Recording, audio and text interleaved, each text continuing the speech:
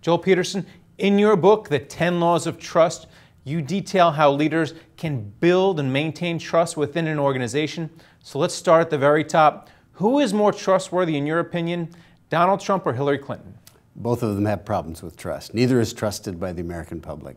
2/3 of all voters don't trust either of them. So how can they rebuild that trust? Whoever wins, whoever takes office, how can they rebuild the trust that they don't have once they get in? Well, there's 3 things they've got to do. One is they have to address national security. 2 is prosperity, how do we grow the economy? And 3 is who do they bring on their team? In some ways you can borrow trust from other people. So by bringing on high trust individuals, they can borrow their trust. All right, now let's move to corporations. John Stumpf from Wells Fargo, he's on the Hill today to talk about the account creation scandal at Wells Fargo. So how can he rebuild trust within his organization, as well as from the customers that use Wells Fargo? Well, I think it starts out with a recognition of if there was wrongdoing. I think it's an admission, clarity around it, building the team so they are all communicating clearly. Some things you can't recover from. In some cases, it's better for a CEO just to resign. In other cases, there may be reasons, and it's better not to resign. I don't know the facts in the Wells Fargo situation, but he may have to consider that. So in your view, at what level do you think it should be that should force a CEO to resign? So what level of scandal?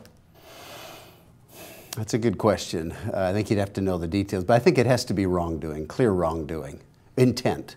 You know, and it's difficult to prove intent. If you ever get into a fraud situation, that's the toughest thing to prove in fraud. But I think if there's clearly intent to fool people, to mislead people, to lie, then I think it's very tough to rebuild trust as a CEO. Well, Ronald Reagan famously said, trust but verify. What does that statement mean to you? Well, I think it's very hard to have trust without verification. You know, a lot of people think if you trust somebody, you don't need to check up on them. I don't think that's fair.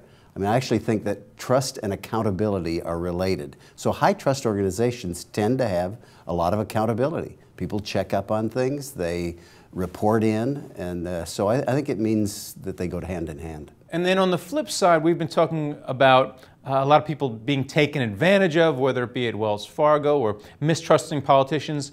But on the flip side, you can't run a business without trust because there's a personal element. You got to trust your customers, you got to trust your creditors, you got to trust the people who are going to pay, and you just can't survive in the business world without trust. Exactly, exactly. And so there's trust, all the constituents, you know, and particularly if you get in trouble in a business, trust is more powerful than power. You know, sometimes people can deal with just pure power when things are going well or whatever, but I think if there's any trouble, if there's a bump in the road, it's trust is the most powerful glue to bring an organization together. All right, well, thanks a lot for coming on and talking about it, Joel Peterson. My pleasure. Good to meet you. And thank you for watching The Street.